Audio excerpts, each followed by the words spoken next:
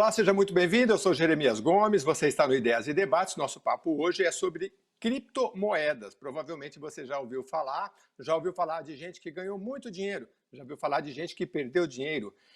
É bom investir em criptomoedas? Quando que é bom? Como é que faz para investir? Quantos tipos tem? Olha, já ouvi falar que tem mais de 4.000 criptomoedas. E até que você mesmo pode criar a sua criptomoedas. Mas será que é assim? Como é que eu posso investir com segurança? Hoje a gente convidou dois especialistas para falar sobre o assunto. Eu vou chamar primeiro o Rodrigo Soeiro,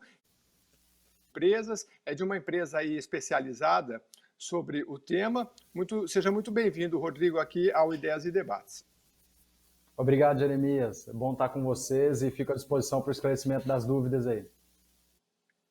A gente que agradece muito sua participação. Com a gente também Bruno Musa. Bruno é economista de uma gestora de uma empresa de investimentos. Muito obrigado, Bruno, pela sua participação. Obrigado a vocês pelo convite. Prazer bater papo com vocês aqui, pessoal. Olha, eu queria começar. Muita gente já ouviu falar das moedas virtuais, mas muitos não sabem o caminho, né? Às vezes já me falaram assim: agora você só pode minerar. Não sei, eu falei, não sei nem o que é isso, minerar moeda virtual, enfim. Então eu queria começar com o Rodrigo para explicar para a gente o que é uma criptomoeda, quanto tempo existe essas criptomoedas, quais são as mais importantes, por favor. Bacana. Antes de mais nada, né, a criptomoeda ela surgiu a partir do surgimento do próprio Bitcoin, né? Ela foi pioneira e precursora desse novo segmento financeiro que está surgindo. Já existem aproximadamente 10 anos e a quantidade média de criptomoedas, a quantidade aproximada de criptomoedas está girando em torno de 10 mil, tá? Mais de 10 mil criptomoedas diferentes.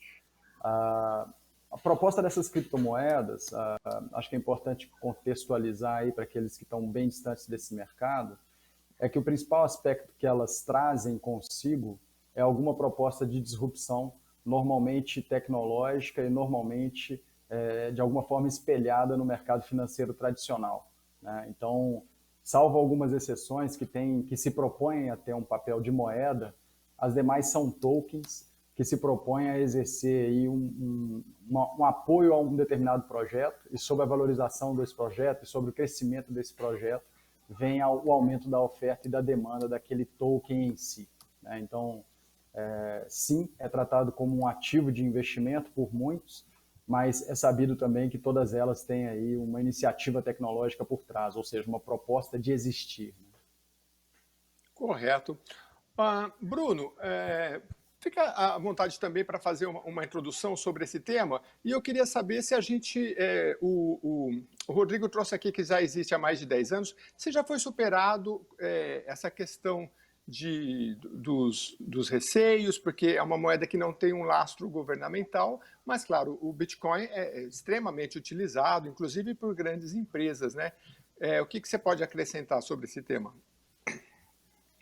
Bom, de novo, obrigado, gente, pelo convite. O meu dia a dia não é tão...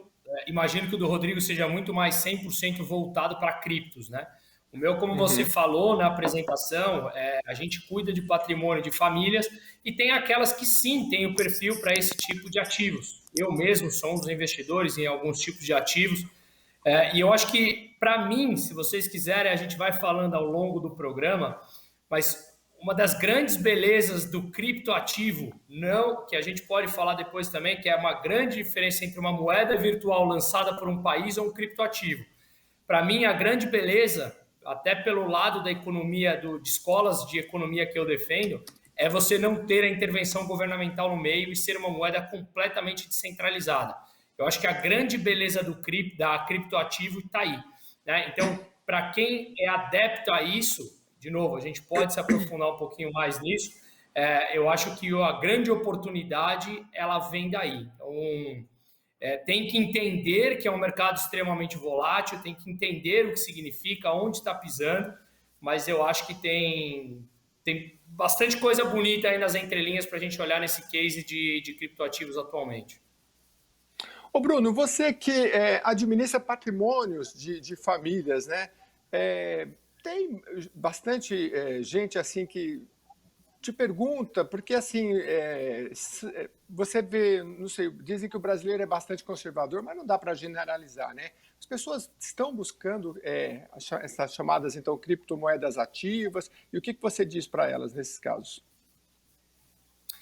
Tem até um gráfico interessante que mostra que quando um ativo começa a dar muito retorno ou subir muito mais, as pessoas físicas começam a procurar, né? E muitas vezes Uhum. ele entra de forma tardia. Não estou falando que é o caso do cripto, porque eu acho que é um movimento que está começando só. Mas eu lembro em 2008, pré-crise, quando a bolsa estava batendo recorde, todo mundo, eu quero entrar na bolsa. Agora, quando o Bitcoin subiu agora para os 64 mil dólares no começo do ano, quero entrar, quero entrar. Então, eu acho que as pessoas no Brasil, elas sim, ela tem, e até historicamente a gente consegue entender porque que é mais conservador, a gente tem um histórico de juros altos no Brasil, né? Mas agora com os juros em queda, o que é muito bom, bom, queda não, que já caiu, agora está voltando a subir, mas mesmo assim ainda é muito baixo, faz com que a gente precise ter mais informações de investimentos que sejam mais arriscados, mais voláteis e ter um horizonte de longo prazo.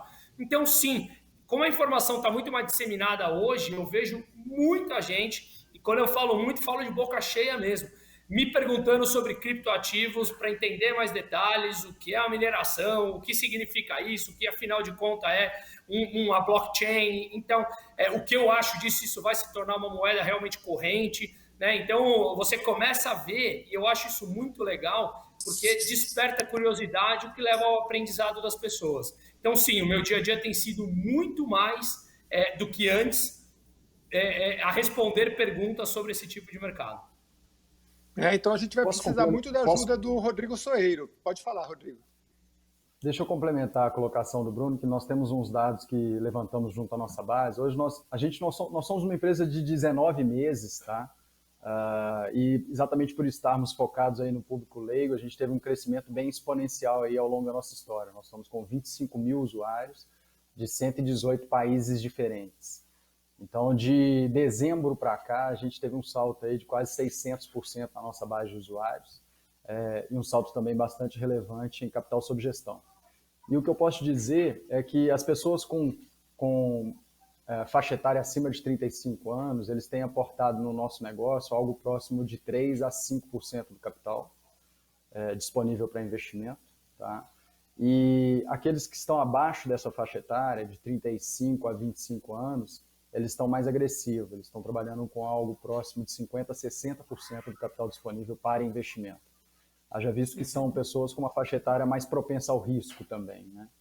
Então, o que a gente percebeu do nosso público é um pouco esse comportamento que o Bruno está colocando, né? A partir do momento que houve a queda dos juros, eles começaram a buscar alternativas um pouco mais arriscadas de investimento e vêm se sentindo confortáveis no ambiente de cripto, mesmo sob tamanha volatilidade. Esse aspecto da volatilidade também é um ponto interessante, que ela existirá de forma, acredito eu, perene no meio de cripto, uma vez que há surgimento de novas moedas constantemente, mas aquelas que são mais antigas, que são mais que têm mais tempo, elas tendem, ao longo da estabilização desse mercado, ser um pouco menos volátil. Como o mercado ainda é pequeno, ele representa 0,5% do market cap, do total transacionado em todas as bolsas globais, né? Todas as bolsas eles giram em torno de 67 tri de dólares, né? E cripto está girando em torno de um pouco menos de 3 tri, né? Então, sob esse cenário, é realmente um mercado que está nascendo, né, Bruno? E tem muita coisa para acontecer, mas a volatilidade, ela tende a começar a ser também um aspecto, tende a mudar ao longo do tempo, principalmente nas top 5, aí, top 3 moedas, né? Quando você vê movimentos como El Salvador adotando Bitcoin como moeda própria, Paraguai também vindo com a mesma discussão, né? Tem bastante água para rolar debaixo dessa ponte, mas acho que vai ser bacana acompanhar isso desde o início, como a gente está acompanhando. É um momento, é um estágio bem inicial mesmo.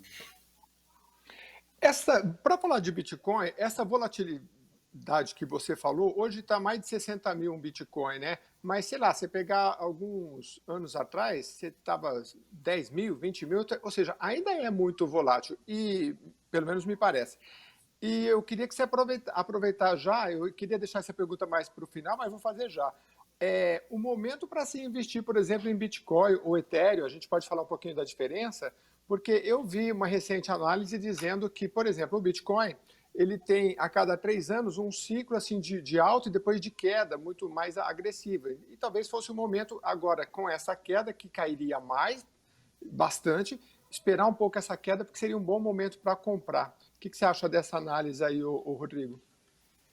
Ó, o que eu recomendo para amigos e clientes que vão entrando na nossa plataforma é para começar sempre de forma fracionada, né? Então, você quer começar em cripto, você está separando 50 mil para investir, não coloca os 50 mil de uma vez, vai colocando aos poucos, né? Para você não tentar adivinhar o melhor momento de entrar, mas fracionar essa entrada, né? Um outro ponto que a gente coloca bastante é trabalhar com um total aportado que não te tire o sono, porque dada essa volatilidade, se você coloca um patrimônio muito relevante, pode te gerar um incômodo tal que, pô, deixa de ser proveitosa a experiência, e aí você simplesmente não volta para esse mercado depois de uma grande queda, sabe? Hoje o Bitcoin está batendo 34 mil dólares, né? Já esteve em algo superior a 60 mil dólares, e a minha expectativa é de que chegue a 100 mil dólares até o final deste ano. Então, assim, tem bastante coisa para acontecer, eu acho que vem aí uma alta muito em breve, e estaremos sempre suscetíveis a altas volatilidades enquanto esses criptoativos forem tão questionados, tão sabatinados, o que é natural, né? Acho que é importante a gente considerar aí que a criptoeconomia é um ator, é um visitante indesejado do mercado das finanças tradicionais, né? Então, aos poucos, as finanças tradicionais estão entendendo que esse é um mercado que está se mostrando relevante, que tem uma aceitação de um público novo, né, uma nova geração aí, e que está se demonstrando resistente a todos esses testes que estão sendo feitos. Muito legal, muito legal. Rodrigo, me fala uma coisa, fica à vontade, mas você falando da diferença de moeda virtual e criptoativo, né? Se você quiser explicar, seria interessante. E para a gente passar para a parte dos tipos de criptomoedas, né? Porque a gente falou aqui do Bitcoin, do Ethereum. O que você, nesta sexta aí, você costuma oferecer para o seu público, né? Por favor.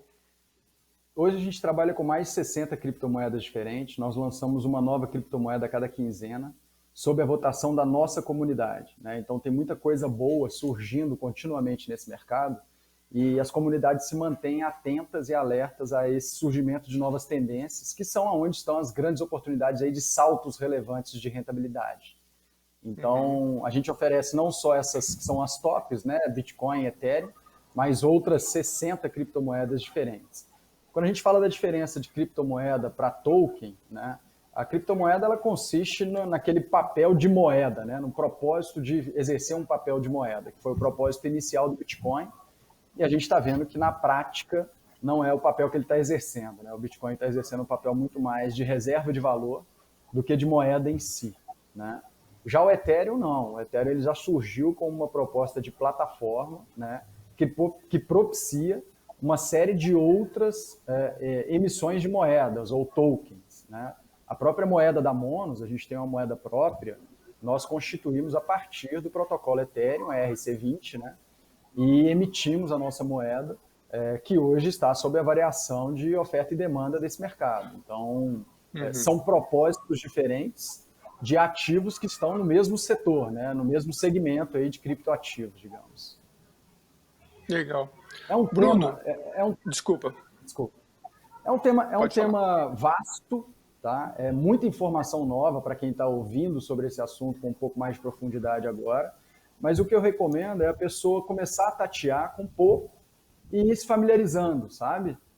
Comece com R$100, R$50, R$500 que seja, comece a tatear e tirar suas próprias conclusões. Tem muita criminalização vazia desse setor, daqueles que estão olhando de forma muito superficial.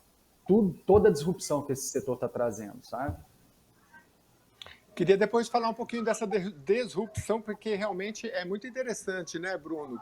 Mas eu queria, fica à vontade para complementar, Bruno, mas a minha dúvida também, assim, para o seu público, você tem essa cesta grande também de criptomoedas, né? Porque não é fácil, né? Você tem investimentos em ações, em tesouro direto, sei lá, ouro, e aí entra nesse pacote as criptomoedas, né?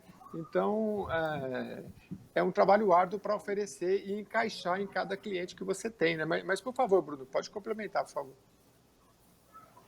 Não, assim, o meu é o que eu falei aquele dia, o que eu falei aqui no começo, né? O meu foco, ele não voltado para cripto. Cripto, ele pode ser uma das classes de ativo que compõe a carteira do cliente. Como o Rodrigo muito bem falou, que tem colocado, os clientes têm colocado de 3 a 5% do patrimônio, eu sou a pessoa que cuida do patrimônio total, seja dinheiro, o capital líquido, como patrimônio imobilizado, imóveis, empresas. Então, a gente faz o gerenciamento total do patrimônio da família.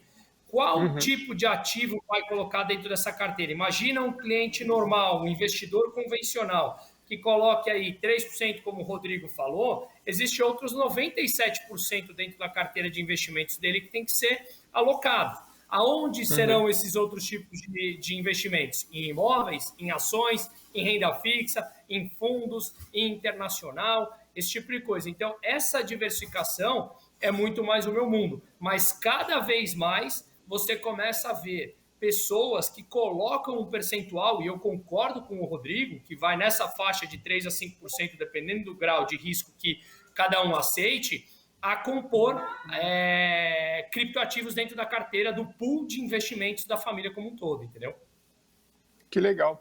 Ô, Rodrigo, tenho duas perguntas importantes para te fazer. A primeira, como é que eu compro uma criptomoeda, né, um Bitcoin, ou entre essas 60 que você colocou, que caminho que você pode sugerir? E depois queria falar da rede social que a sua empresa, que eu acredito que seja uma startup, não sei, criou para falar sobre criptomoeda. Por favor. Legal, o procedimento ele é simples, tá? O nosso modelo operacional é muito similar a um banco digital, então você consegue efetuar um Pix ou efetuar uma transferência para a nossa conta corporativa. A partir do momento que você efetua essa transferência, a sua carteira digital demonstrará aquele recurso, no caso em reais, né, que a gente chama de BRL, e aí tendo aquele recurso em reais, você converte para qualquer uma das 60 criptomoedas diferentes. Tá? Então é um procedimento extremamente simples, como se você estivesse fazendo o depósito numa conta bancária e, consequentemente, convertendo esse valor no ativo que é do seu interesse. Tá? É como se eu estivesse numa corretora? Rapidinho, só para terminar, desculpa. É como se eu estivesse numa corretora, eu coloco lá meus dados, escolhi uma... Não sei se hoje as corretoras que a gente conhece para investir em bolsa, se elas fazem... Porque, por exemplo, eu fui ver de manhã para fazer essa reportagem, eu vi numa corretora que tem ações que são, sei lá, vinculadas à criptomoeda, mas eu não vi se tem especificamente para eu comprar. Então, assim, eu vou lá, preencho o meu cadastro e tal, e eu comprei. Eu deposito lá, sei lá, R$1.000, converte em bitcoins, e aí o cara fala, ó, você tem 0,000 bitcoins. E aí, eu fico com esse valor num saldo, porque eu já vi matéria que é um número que você grava numa espécie de um pendrive. Então, explica para a gente como que é.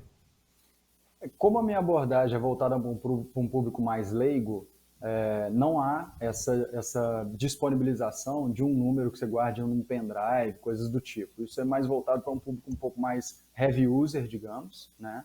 Que tem uma carteira que é chamada de cold wallet, né? Que ele mesmo armazena seus ativos. No meu caso, como eu estou intermediando a aproximação desses indivíduos iniciantes desse mercado, eu retenho esse dado, né? E eu proporciono uma experiência mais simplificada para o meu usuário. Então, sim, funciona como uma corretora. Você efetua o depósito como se estivesse efetuando o depósito em um banco digital qualquer, como se fosse o Nubank, como se fosse qualquer um desses bancos digitais. Você enxerga na sua carteira aquele valor e aí você começa a cambiar, né, a mover de uma moeda para outra. Seja essa moeda real, Bitcoin, o SDT, né, que é o dólar virtual. Qualquer uma dessas moedas você consegue se posicionar dentro da nossa plataforma. Linkado a isso, tá? Posso continuar? Desculpa, pode continuar, claro. Não, tudo bem, achei que você estava com alguma dúvida. Linkado Muitas, a isso... por isso... Mas fica à vontade. Linkado a isso, percebendo essa dificuldade de um público iniciante nesse mercado, nós reunimos três novas informações relevantes para para esse novo usuário, tá? A primeira delas, a gente colocou um agregador de notícias de cripto dentro do aplicativo. Então, o usuário consegue ler sobre criptomoedas dentro do aplicativo. Tá? E ali ele curte, deixa de curtir, compartilha, então ele começa a se familiarizar com os termos e com as tendências desse ecossistema. Tá? Esse é um ponto. O outro ponto, só o fato dele depositar e transformar em criptomoedas, a gente tem o que a gente chama de criptopoupança, que a gente utiliza recursos desse ambiente DeFi, né, que são as finanças descentralizadas, para prover ganhos passivos para a nossa base de usuário. Então, toda quinta-feira, eu distribuo ganhos passivos de acordo com a moeda que o usuário está posicionado. Então, digamos que você não saiba nada desse mercado, você queira se mover e comprar apenas Bitcoin, e você fica ali parado em Bitcoin. Toda quinta-feira eu vou te oferecer rentabilidades obtidas com Bitcoin. Tá? E ainda mais, pô, beleza, não conheço nada desse mercado, não sei tradear, não sei quando comprar, quando vender. A gente tem ali a alternativa de usuários mais experientes compartilharem as suas estratégias. Essas estratégias são ranqueadas por performance, ou seja, sem qualquer tipo de intermediação ou parcialidade da nossa parte. E o usuário coloca um determinado montante para seguir aquele master, né, aquele dono da estratégia. Então, para o usuário leigo, passa a ser passivo o processo. Então, você colocou lá R$100 para seguir o Rodrigo, tudo que o Rodrigo fizer com o dinheiro dele, seus R$100 vão fazer igual. Tá? Ah, então é uma rede social que eu tenho lá, sei lá, tem, não sei, 1.000 pessoas que investem e cada um tem a sua estratégia, e aí tem tipo um ranking. Você faz um ranking daqueles que, digamos, estão se dando melhor no último mês, nos últimos 6 meses? É mais ou menos isso que você falou, né? Exato, é um ranking por Legal. performance, por vários períodos, né? Então eu tenho desde 3 meses até uma semana, e aí você filtra por período, tem ali todo o histórico de performance do indivíduo, além das moedas que ele está posicionado, e aí você coloca um dinheiro para seguir aquela estratégia, entendeu? Legal, legal. Muito bom. Bruno, me fala uma coisa. Você, então, falava antes para a gente que você é economista, faz a gestão de patrimônios de famílias e dentro de um montante aí de oportunidades, de investimentos, existem as criptomoedas. Como é que você trabalha? Vamos supor, determinado cliente quer, vou investir 3% aí em criptomoedas. Você escolhe corretoras, e eu queria saber também sobre segurança, porque quando eu estou no Tesouro Direto, eu faço meu investimento na corretora, eu sempre recebo um e-mail do Tesouro Direto dizendo, olha, você investiu dia tal, está aqui o número direitinho. Então eu sinto seguro, né? Na criptomoeda, como é que funciona para o cara saber, não, realmente está aqui meu dinheirinho, vai ficar daqui 10 anos, se eu deixar ele ali, ele vai estar ali. Então, por favor, explica para a gente um pouco, o Bruno, por favor. Hoje você tem já alguns fundos de investimentos que são distribuídos nas principais plataformas, né? Das principais de investimentos no Brasil como um todo, desde Itaú, a XP, a BTG, que é o meu sócio aqui, que na Aqua, que eles compraram 49% da nossa empresa, o BTG, então hoje ele é meu sócio, mas você é cliente em qualquer plataforma dessas, você tem fundos de investimento que compram ativos, criptoativos. Então, você tem o teu dinheiro exposto às moedas virtuais, né? Distribuída pelos principais bancos de investimentos do país. Ou se você quiser comprar na Bolsa de Valores, você tem o ativo, que é um ETF, que chama ETF, é um fundo que segue um índice específico, tá? Para ser bastante simples aqui na explicação. Você compra, chama Hash 11, por exemplo, você compra o Hash 11 igual você compra uma ação da Petrobras, do Itaú, da Vale, e o Hash 11 ele tem a sua exposição a criptoativos de alguma maneira. Ele tem um tanto de Bitcoin dentro da carteira, ele tem um tanto de Ethereum, ele tem um tanto da pulverização dentro do índice que ele segue. Então você consegue se expor aos principais fundos de aos principais criptoativos, sem você ter que pensar numa outra corretora, mandar um dinheiro para outro lugar. Não estou falando para fazer isso, tá, gente? O objetivo do Rodrigo aqui é outro, outra história. Não tem certo ou errado. É que você perguntou do meu mundo, do meu dia, né? Então, como eu centralizo toda a carteira do investidor junto comigo, para eu ter acesso a esse, sem ter que abrir conta em corretoras terceiras, eu consigo expor ele ou a esse ETF, a esse fundo de índice que você compra na Bolsa de Valores, na B3, né, a Bolsa no Brasil, ou a esses fundos de investimento que são distribuídos nessas principais plataformas, e esses fundos, sim, que compram os ativos, os criptoativos diretamente. Então, você tem Que o legal. teu dinheiro 100% seguro como qualquer outro ativo, como qualquer fundo imobiliário, como qualquer tesouro direto, como qualquer fundo de investimento. Claro, segurança do ponto de vista jurídico que você está falando, né? Meu dinheiro está ali, como você muito bem disse, e não a volatilidade, porque esses ativos, eles sim têm, e é normal que tenham mais volatilidades do que um tesouro direto, do que até mesmo do que uma ação, muitas vezes.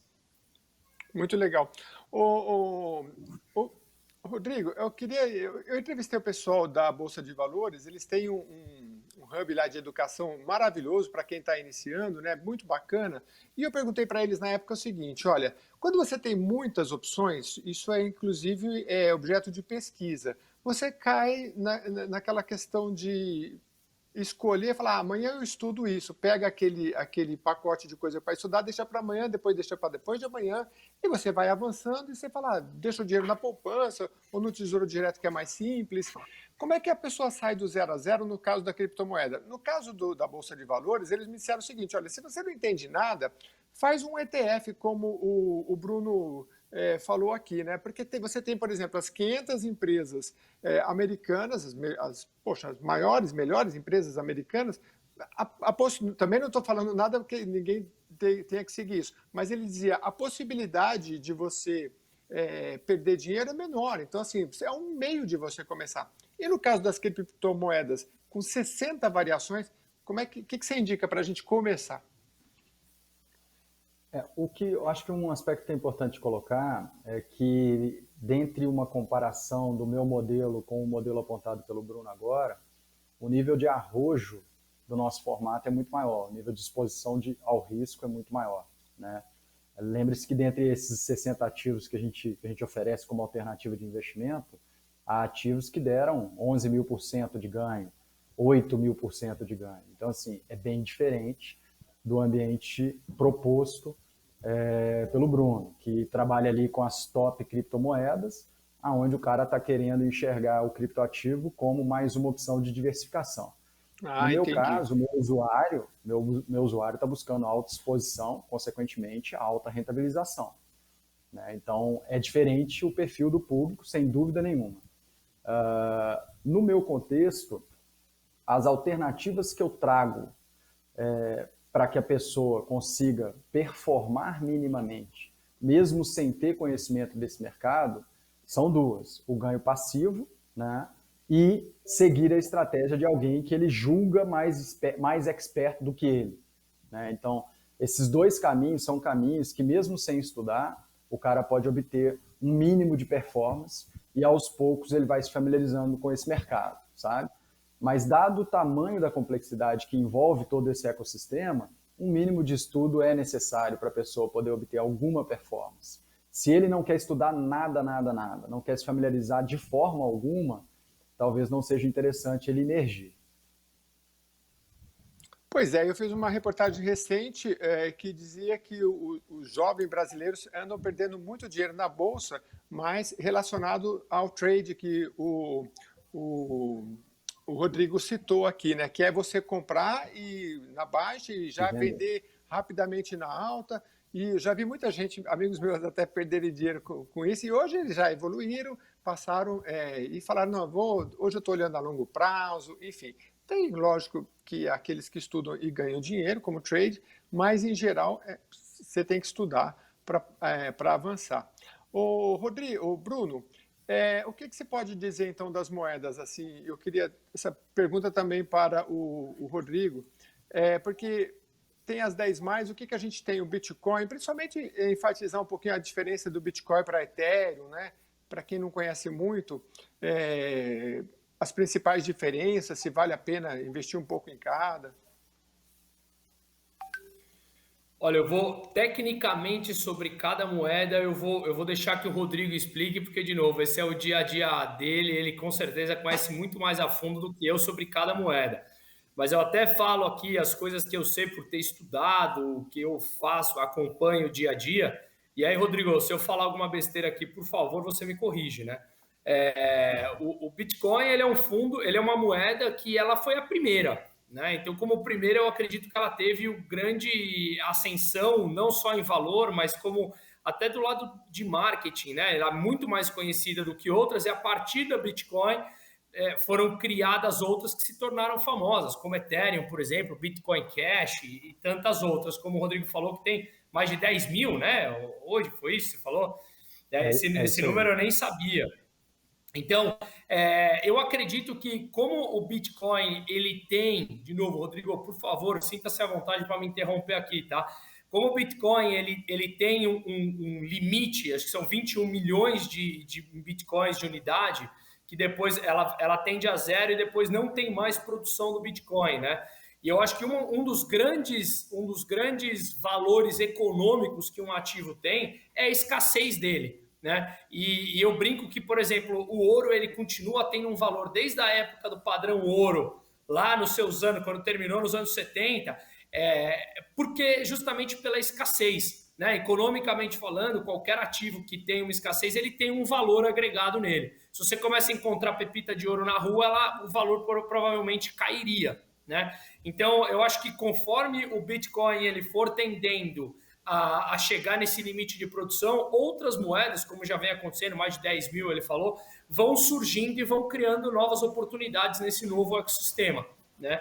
Então, eu acho, no meu entender, assim, que, de novo, não sou um estudioso dos criptoativos, no meu entender, essas moedas, elas vão estar amplamente mais presentes no nosso dia a dia, até como meio econômico para compras de, sei lá, uma água que você vai no bar, de repente aqui isso pode se tornar uma moeda, como o Rodrigo já mencionou, El Salvador transformou ela numa moeda corrente, né? Dentro da Monos, a gente já meio que trata como moeda corrente, né? Hoje, meu usuário ele fica 100% do tempo posicionado em cripto, ele pode pagar boletos e transacionar com cartão, e eu dou cashback para os dois. Então, e ele recebe o cashback em criptomoeda. Então, ele já usa no dia a dia. O que é um ponto que eu sempre coloco para o meu grupo de usuários aí, né? Primeiro, é aquele que eu coloquei anteriormente, colocar um dinheiro que ele está disposto a perder, né? Aquilo que não vai tirar o sono dele. Uma vez colocando esse recurso, ele foca ali nas top 5, dependendo do nível de exposição que ele quer ter, mas digamos que ele é conservador, tá? Ele coloca ali 70% do recurso dele nessas top 5, que normalmente é onde a Hash11 também está posicionada, que são as moedas mais tradicionais. E os outros 30% ele assume risco de verdade. Então ele começa a buscar aquelas pequenas moedas que ainda têm menor relevância, mas que são projetos sólidos e que ao longo do tempo tendem a ganhar muito valor, né? Então é um pouco do que eu sugiro para a minha base de usuários. Aí a pergunta pode ser, poxa, mas se o cara não está estudando sobre, como que ele vai saber quais são essas moedas, etc. Aí a alternativa que eu trago é que ele siga alguém que está imerso nisso. E aí ele tem a opção de até fazer um grupo de indivíduos que ele segue. Ele pode seguir 10 caras diferentes, R$ 100 cada um, 20 caras diferentes, R$ 10 cada um. Ele pode administrar ali como que ele vai fazer o mix de exposição ao risco dele. O Rodrigo, deixa eu entender melhor a empresa que você falou que você representa, né? A Monos, vocês são como uma corretora ou se quero investir, você é um intermediário? E eu queria entender também como é que é essa questão, assim, porque se eu investir e eu tenho, sei lá, 10 mil reais ou dólares em bitcoins, por exemplo, você transforma isso em reais e eu posso usar isso em cash? Queria que você explicasse um pouco melhor como é que é esse tipo de investimento por meio de vocês. A melhor terminologia, depois de bater cabeça por um bom tempo, a melhor terminologia que a gente encontrou para o usuário entender o que nós somos é um CryptoBank, né? Porque nós vamos além de uma exchange. Então, exchange é o local onde a pessoa compra e vende moeda. Como eu também ofereço outras alternativas de funcionalidades, dentre elas o uso de serviços de banking, que é o cartão e o boleto, acabou que o CryptoBank encaixou melhor com tudo que nós oferecíamos. Então entenda que você fez uma transferência de recursos para dentro da Monos, tá? digamos que seja R$ 1.000. Você posicionou esses R$ 1.000 em várias moedas diferentes. Ou seja, esse dinheiro está trabalhando para você. Toda hora que você quiser gastar, ou seja, pagar um boleto, utilizar o cartão, você vai pegar parte desse recurso que está em cripto e jogar para o que a gente chama de crypto wallet, de card wallet, tá? E a partir do momento que você joga para dentro da card wallet, eu transformo aquilo em reais e você usa o cartão no dia a dia. Entendeu? Então, o que E aí eu está vou ter tipo um acontecendo? extratozinho. Eu posso ter um Você tem extrato um de quanto eu extrato tenho, quanto eu no gastei, próprio meu saldo, aplicativo. tudo. No Ah, próprio tudo no aplicativo. Então, aplicativo. sim, então é o que eu te falei. A gente tem um modelo muito similar a um banco digital, onde além de utilizar a plataforma como conta corrente, o usuário também se posiciona e mantém o dinheiro dele sempre trabalhando para ele, entendeu? E um E dado aí tem adicional uma que é taxa? interessante considerar. A taxa é só quando você vai efetuar saques e quando você troca entre as moedas, né? Tirando isso, só tem cashback. Nosso cashback do cartão vai até 5% de cashback na hora. E do boleto, para boletos acima de R$ 100, a gente tem uma variação de valores que são dados em cashback, de R$ 1 a R$ 12. Uhum, entendi. Rodrigo, me fala uma coisa, e em relação, a gente com tanto tipo de moeda, os governos têm iniciado suas próprias criptomoedas, porque a gente, depois o Bruno podia comentar também, porque a gente iniciou o programa falando nisso, né, que é claro, 10 anos é novo, né, e os governos têm essa necessidade de tributar tudo. No Brasil a gente teve a IOF, né, ou ainda tem, enfim, né? Como é que está essa questão como é que os governos têm visto as criptomoedas? Você quer colocar, Bruno? Posso começar, não tem problema nenhum. Vamos lá. Eu acho que é um movimento. Esse é um movimento que está claro que é um movimento sem volta. Os bancos centrais dos principais países já vêm criando, desenvolvendo pelo menos o protótipo das suas moedas virtuais. Mas eu aqui, aí eu volto naquele no que eu falei no início. Eu, como economista, eu tenho uma opinião aqui, um pouco até mais contundente com relação a isso. Eu acho que essas moedas criadas por esses países, elas são completamente diferentes do propósito de uma criptoativa, como a gente tem falado agora, de uma Ethereum, de um Bitcoin ou coisa assim. Para quem não conhece, se de repente vocês quiserem entrar num debate, eu falo isso muito em minhas redes sociais, né? Eu tenho o meu canal no YouTube ou no Instagram lá que é Bruno Underline Musa, mas quem quiser entrar numa discussão mais a fundo sobre isso, por favor, entre. Eu sou defensor de uma escola de economia que chama Escola Austríaca de Economia, que é uma economia completamente descentralizada. Então, quando você cria, fala assim, vamos falar do Banco Central do Brasil, da China, de qualquer país, vou criar minha moeda. Lá você tem o Banco Central centralizando e fazendo o que quer com essa moeda, né? Ele é o dono, digamos assim, dessa moeda. Quando você está num sistema de Bitcoin, você tem a tecnologia blockchain por trás, em que você não tem um ente centralizador. Ela é livre, não tem um dono, não tem um núcleo central, seja um governo, uma pessoa, uma empresa no meio. As transações são feitas por livre e espontânea vontade entre as pessoas, entre os usuários, né, sem ter interferência de ninguém. O livre mercado atuando no seu maior propósito, oferta e demanda, né? Porque um banco central ele pode imprimir mais moeda, como a gente está vendo agora no mundo, num sistema expansionista, ele pode tirar moeda de circulação. Já num sistema de blockchain não existe isso. Então, eu acho que sim, a gente está vivendo a era da digitalização. Então, digitalizar as moedas é um caminho sem volta. Mas o criptoativo, a qual nós começamos e nos propusemos a falar aqui, que é o que o Rodrigo faz no dia a dia, é completamente diferente ao propósito de uma moeda digital centralizada por um banco central de qualquer país. Estou certo ou não, Uhum. Rodrigo? Mas, Rodrigo, de qualquer Corretíssimo. forma, eu fico pensando principalmente na tributação. Isso tem reflexos importantes nas economias do país, né? À medida que se avança, né? Não, sem dúvida. O criptoativo ele já está sendo tributado, né? Hoje já há uma tributação incidente sobre o criptoativo. Você necessariamente tem que efetuar uma declaração sobre isso. Aqueles que transacionam sem declarar estão se expondo, porque toda exchange séria ela já, aqui no Brasil principalmente, ela já declara para a Receita Federal todas as transações em CPFs realizadas dentro dela. Tá? Então, a Receita Federal já sabe os CPFs de brasileiros que transacionam com criptomoedas. Mas eu Tá? fico pensando aqui, por exemplo, desculpa, Rodrigo, quando você vai na Receita Federal, você coloca um carro, por exemplo, não importa se você comprou há 10 anos, né? Ele tem aquele valor de 10 anos que todo mês você vai repetindo na sua declaração, né? Imagina você declarar um Bitcoin que, sei lá, o ano passado valia 60, o ano retrasado valia 60, e nesse ano, vamos supor que ele cai 10, vale 10. E aí, se você declarar por 60, vai ficar bem complicado, né? Eu não sei ainda como funciona na prática, né? Mas Não, na prática é pelo valor de aquisição. Então, você faz a declaração sobre o valor de aquisição. Se você efetua uma transação ao longo de um mês e essas transações somando são superiores a R$ 35.000, naquele mês você é tributado sobre ganho de capital, caso exista o ganho de capital. Entendeu? Então, quando você Mas faz a se cair declaração muito, anual, se caiu, você não teve ganho de capital nesse cenário específico, né? E aí não há o que tributar. Mas a tributação tá. incide sobre o ganho de capital, entendeu? Sobre o Tá. patrimônio, que é a declaração anual, você declara em cima do valor de aquisição.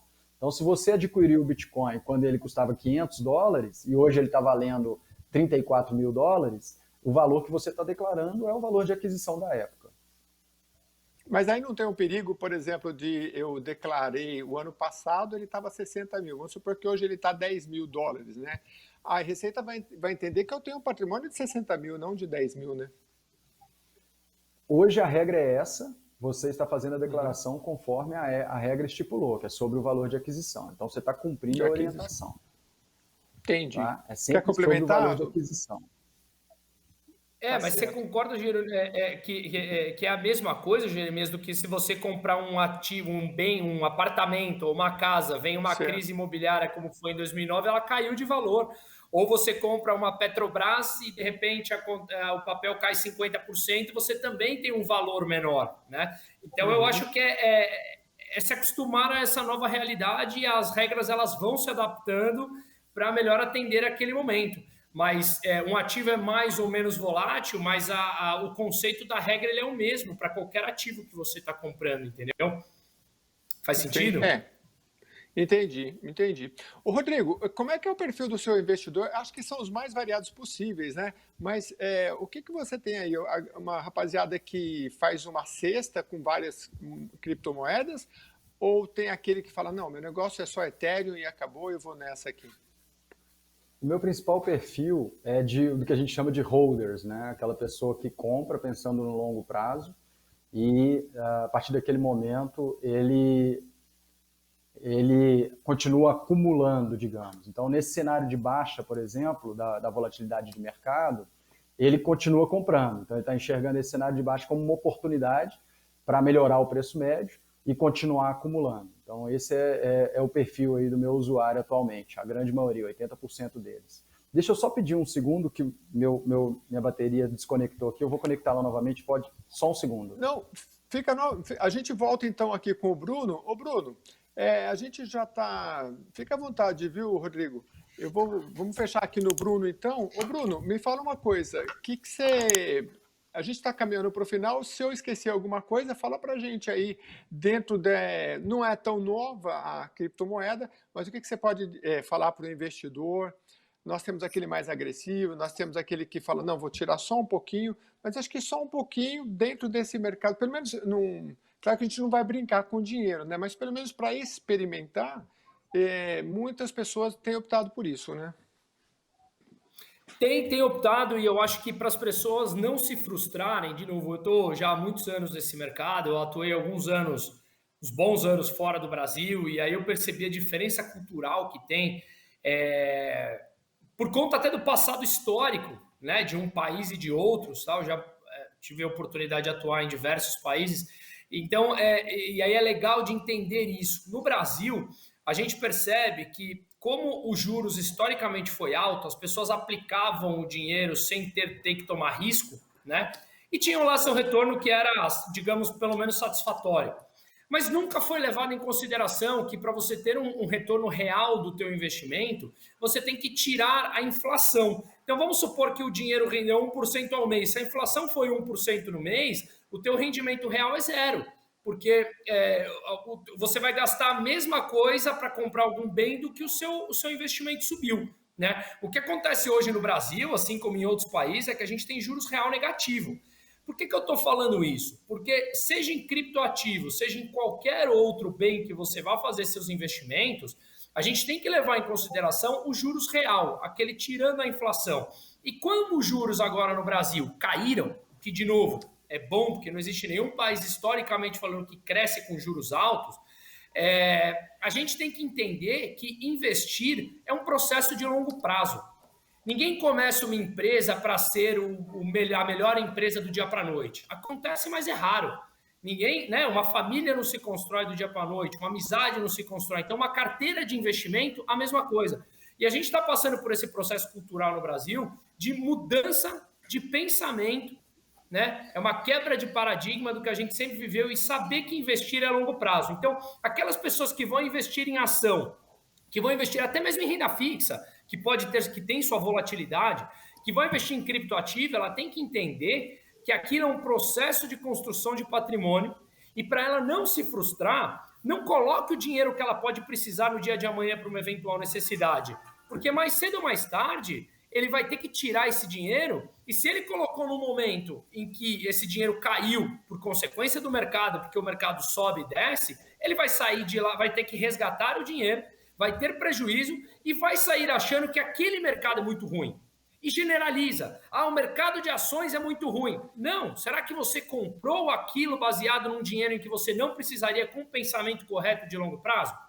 Ou será que você usou o teu dinheiro de emergência que você pode precisar do dia para a noite para comprar um ativo que tem 70%, 80% de volatilidade, como é o caso de um Bitcoin?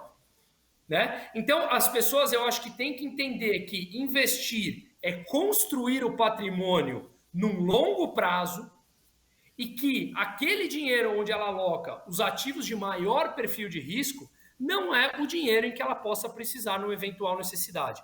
Caso contrário, a gente vai culpar as pessoas à nossa volta ou culpar o próprio mercado como ele sendo ruim, quando não, o mercado é o que é. A pessoa foi, de repente, numa ganância ou até numa ansiedade de ouvir, o meu amigo falou que ganhou 80% em Bitcoin, deixa eu colocar tudo lá.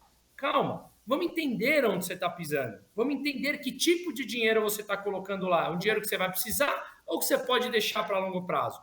Né? Então, eu acho que é mais entender a fundo esse mercado, assim como os outros, para que a gente, para não sair frustrado e sim tirar proveito das oportunidades que elas existem e existem bastante fortes, pensando no longo prazo. Eu concordo. Você está falando aí, Bruno.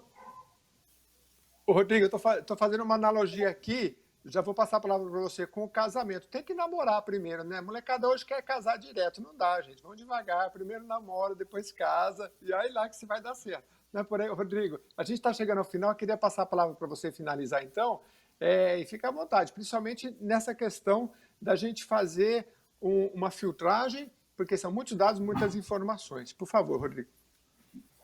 Essa colocação do Bruno, eu estou em pleno acordo. Eu acho que nós, como intermediários desse processo, a gente tem que sempre ser honesto nas colocações e na forma de vender esse ativo para o usuário, porque isso traz para nós, como intermediários, muita tranquilidade quando existe uma queda como a que houve. Se eu estivesse vendendo a riqueza do dia para a noite, eu certamente estaria sendo atacado agora. Né? E não, meus usuários estão totalmente tranquilos, cientes de onde estão entrando, exatamente porque o discurso foi sempre esse. Então, assim, um outro apontamento que eu faço é que a criptoeconomia veio para ficar, ela vai sim disruptar a economia tradicional em uma série de aspectos, mas também vai coexistir, está caminhando para essa coexistência, o regulador, de uma forma ou de outra, ele vai se aproximar, e o ideal é se aproximar de forma amistosa, entendendo o que há de benéfico e como perpetuar esses benefícios, né? Para que esse novo segmento que surge, que está questionando aspectos relevantes, como, por exemplo, transparência, como, por exemplo, a própria descentralização. Perceba que boa parte dos meus usuários, a grande massa, 55%, estão em países onde a economia local é questionável. estou falando do continente africano inteiro, Sudeste Asiático, América Latina aqui, Argentina, Chile, Equador, Bolívia, todos esses países eu tenho uma gama enorme de usuários que estão se posicionando em cripto porque não está confiando na economia local. Entende? Então ele está se posicionando ali num ambiente extremamente volátil, mas que ele se sente mais seguro do que na economia interna. Então olha o tamanho do benefício. Venezuela, né, Rodrigo? Esse cidadão. A Venezuela eu não posso falar. Não, sem dúvida nenhuma. Eu não posso atender a Venezuela porque pela FATF, que é o órgão que meio que orienta o mundo quanto à lavagem de dinheiro e combate ao terrorismo, e aí eu sigo rigorosamente as orientações dele e não atendo alguns países. A Venezuela está entre eles. Então, assim, mas imagino eu que, venezuelanos estão absurdamente posicionados em cripto, assim como chineses. A gente está vendo aí China atacando criptomoeda e Bitcoin, mineração, etc., mas os chineses é o cidadão, depois dos americanos, mais posicionados em criptoativos no mundo. Entendeu? Então, assim, são discussões que é importante trazer à tona, porque as pessoas acham que a criptoeconomia vai acabar por conta desses ataques que estão acontecendo, e muito pelo contrário. Ela está criando canais colaterais, canais periféricos. Então, se o regulador se aproxima e entende como tratar isso, ele pode se tornar um hub de inovação. Sabe? Então, é um ponto muito interessante de se refletir. Os chineses e esse é um dos pontos, bastante energia para minerar. Diga, Bruno. Não, desculpa te interromper, tá? Só se você se permite aqui eu estou em pleno acordo com o que o Rodrigo falou, e um dos pilares dessa escola de economia que eu sustento é justamente isso que o Rodrigo falou.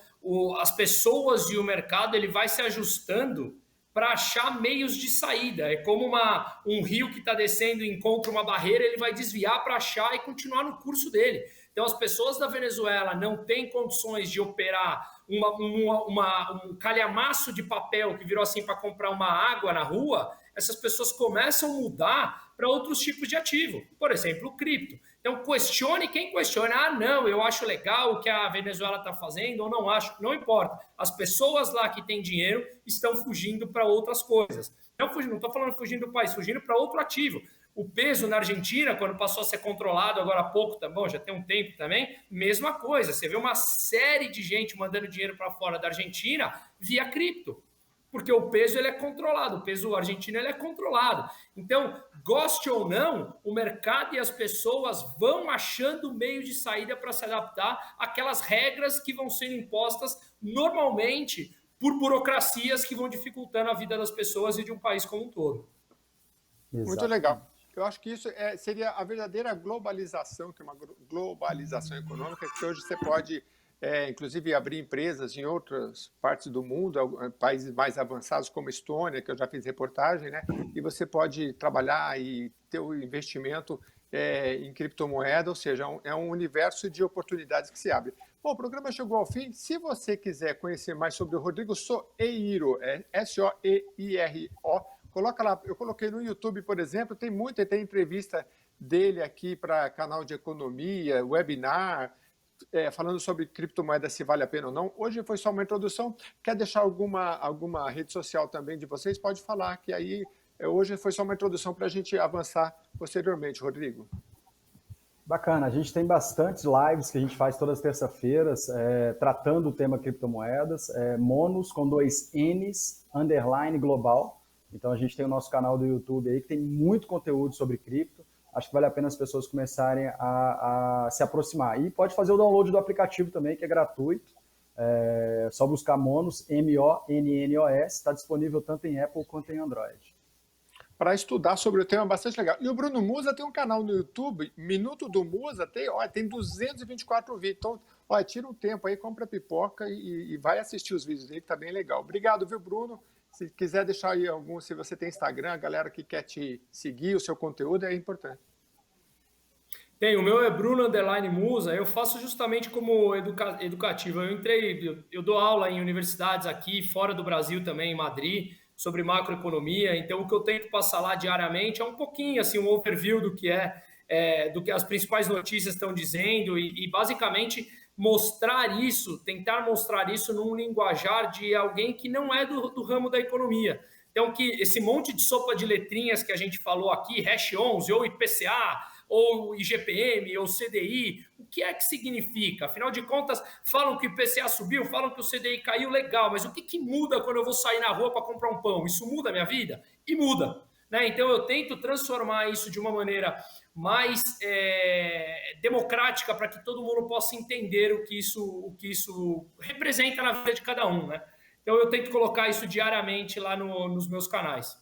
E qualquer dúvida, gente, por favor, para mim é um prazer imenso poder participar disso, gerar discussões, gerar debate. Eu acho que esse debate é o que vai elevando o conhecimento das pessoas, né? Muito bom mesmo. Obrigado por participar aqui do programa Ideias e Debates. Eu vou ficando por aqui. Nessa edição falamos sobre criptomoedas, investimento. Você continua mandando as suas sugestões, os temas que você quer ver aqui de debate público em geral, que a gente vai trazendo para você, tá bom? Muito obrigado. Até a próxima edição.